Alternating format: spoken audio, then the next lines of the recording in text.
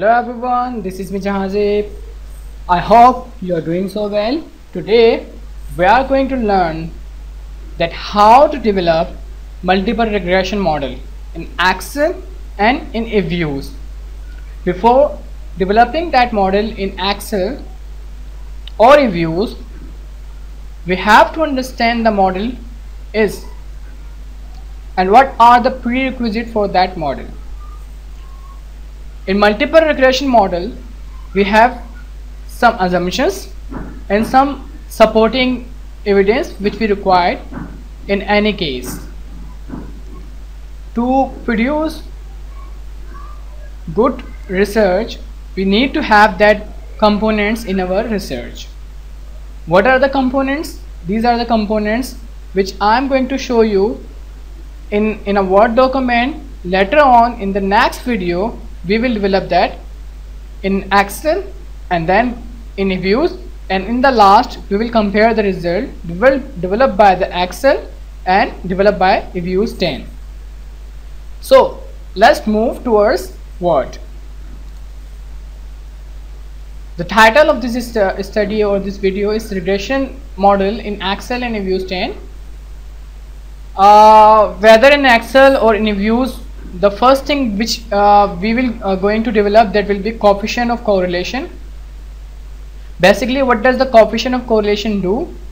The coefficient of correlation is one of the statistical technique which define the relationship between two variables. More how the coefficient of determination is used for independent variable to independent variable. We do not use dependent variable in that matrix, because one of the assumptions of multiple regression model or ordinary least square is there should not be any multicollinearity. So the term multicollinearity will be discussed at the end of this video. We have stacked out some formulas from available sources. The formula of coefficient of correlation is being exhibited here in this window, which I checked here. And the direction of correlation can be positive, can be no correlation, can be negative. That can be understood in the tabulated form by the sign. If the sign for example is 0.4, that means the positive. If the sign is 0 for R, this means the no correlation. And if the sign is negative 0.4, that means the negative correlation between the variables. The sign will define the direction of the variables. Later on we will calculate the covariance. The covariance is the measure of joint variability of two random variables. So that is one of the component which is usually used in portfolio management. We will just calculate this, but we will not represent these results into the research report. Moving forward, as similar, we have the formula of coefficient of covariance, and these are the formulas. These are the different formulas, and for the population and for the sample, if we have the sample, so we will use n-1, otherwise n. So in denominator we have just minor change. If we are using the covariance for the population, we will divide by n, and if we are using for the sample, that will be n-1. We will give the degree of freedom to 1. Move on. Later on we will be developing descriptive statistics or univariate analysis. Sometimes when people listen the word univariate analysis, they get confused. That what is new term univariate? It's something very difficult, but no. Let me clarify that what is the difference between the univariate and descriptive statistics.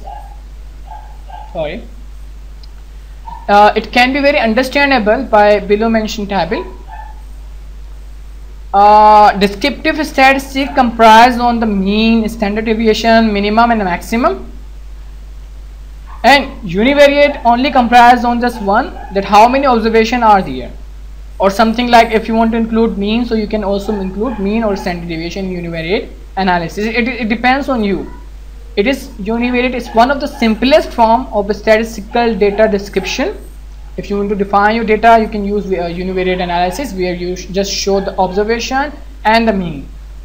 But if you want to show the descriptive statistics, you have to show the mean, standard deviation, minimum and maximum. So what is the use of descriptive statistics in multiple regression model, and what the meaning it makes? It makes really valuable meaning in descriptive statistics in multiple regression model, because it defines the structure of entire population, and the structure of population defines you whether you have to conduct multiple regression model, parametric test, or you have to conduct some other test or techniques like non-parametric, such as arch effect, gauge effect, e-gauge effect. There are a number of techniques which are non-parametric, where only standard deviation works.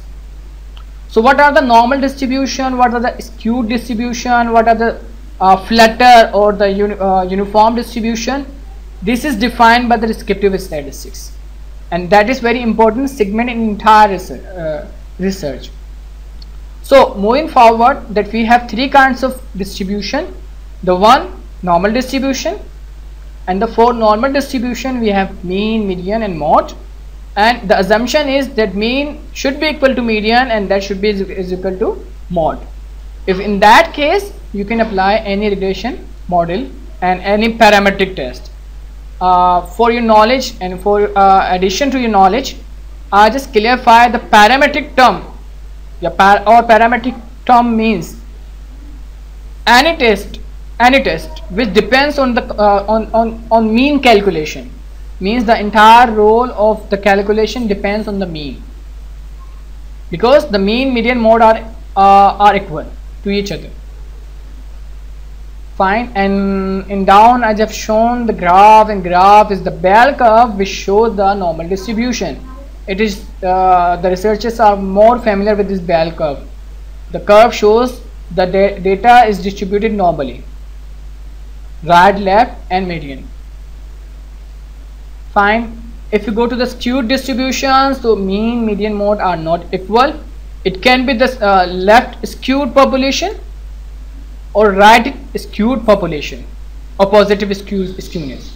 So these are the data which shows or which exhibit that mean, median, mode are not equal. So we have to apply some different statistical techniques, as I have defined the arch effect, the gauge effect, the e-gauge effect, and there are the number of techniques we can employ it. So these are the non-parametric.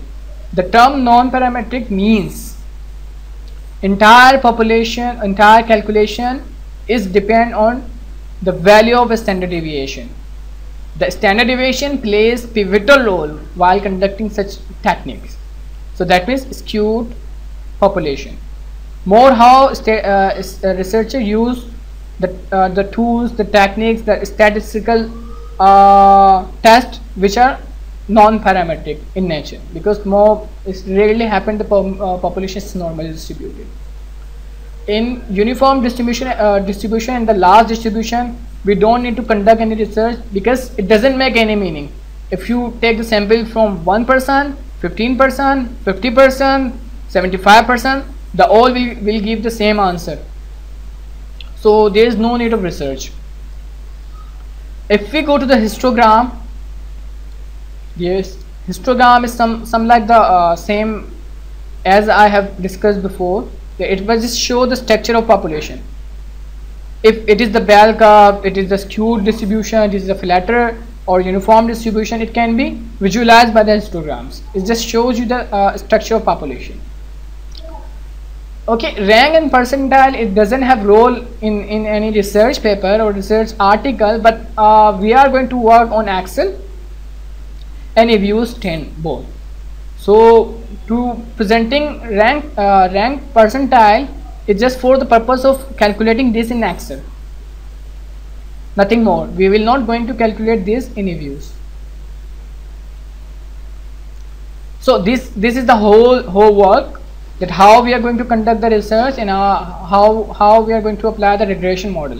This is the conceptual framework adopted from this research paper. She was one of the Amisha Renoir in 2016 conducted some research on mutual fund, and she has this conceptual framework. where let me get it smaller. Yeah, she has these 7 independent variables and 1 dependent variables. So let me clarify one more thing, that on the left of the side we always exhibit independent variable, and on the right side we exhibit dependent variable. It is the international standard to represent conceptual framework, and these are the variables and this is dependent variable. So that is one of the perfect multiple regression model. If we check AUMs to the fund return, that will be linear, but cumulatively or collectively, if we check these all how impacting the fund returns, called the multiple regression model. Single to single, linear; single to multiple is multiple regression model.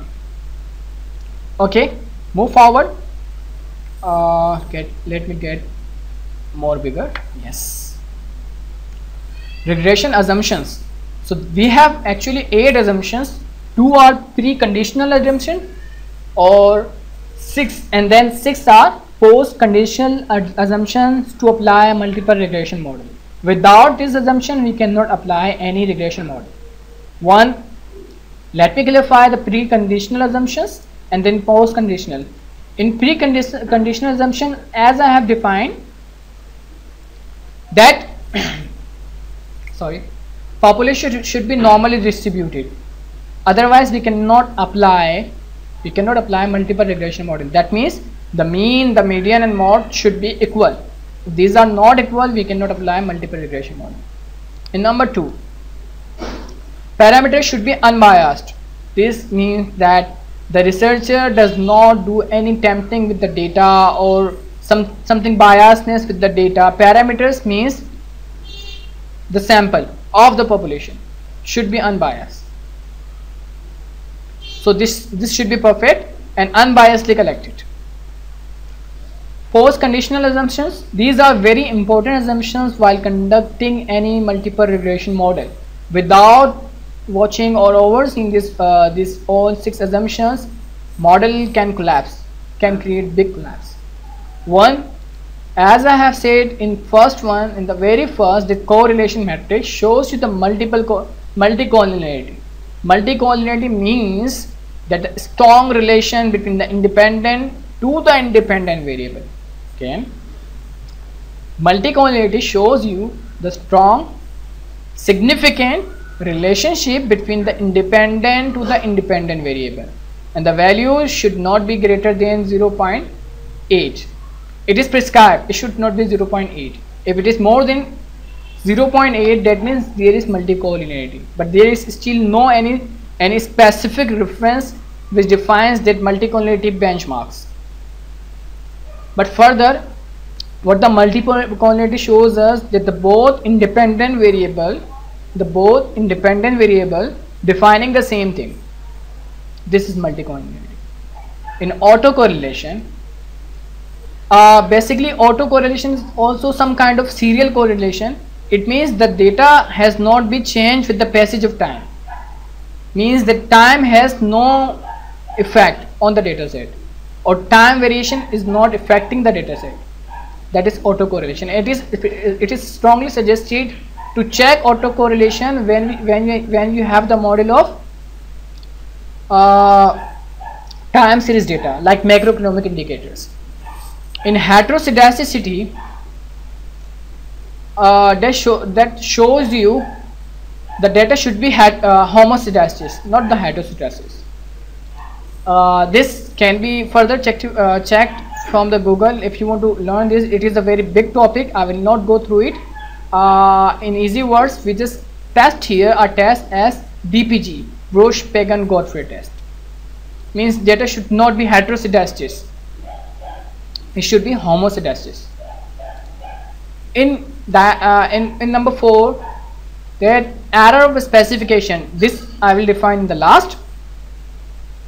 Parameter should be significant and efficient. That means you have to use the best technique, unbiased estimator as below, to generate results. To generate that parameter should be significant and efficient. Means that the results are efficient because you have used the best technique in regression model. Because we have many regressions that can be employed. Further, in the sixth one, the parameter should be sufficient that defines the goodness of it. At least one variable should be accepted, or adjusted R square means that collectively all independent variable how presenting the dependent variable. It is also called the coefficient of determination, that how all entire independent variable explaining the dependent variable. As I said, the type as static is here, no error of specification. This is one of the biggest problem while conducting a research. Type 1 and type 2 error. The result which you have generated, that is true, and logically these are true as well, and the result which you have generated, it is logically not true, logically false, but you present it as true. That means error of specification 1, and the results which are logically false but you logically true, but you have presented as false. So you need to say that if you are presenting the presented results are false, that should be logically false. If you are presenting the results as true, that should be logically as true. And these are our details and contact. If you want to contact, you can contact one. This is the part 1 in our video. Thank you so much for watching our video. In next video, we are going to develop these entire models in Excel and then in views. Thank you so much. Don't forget to subscribe our channel. Fi amanillah. Hasta la vista.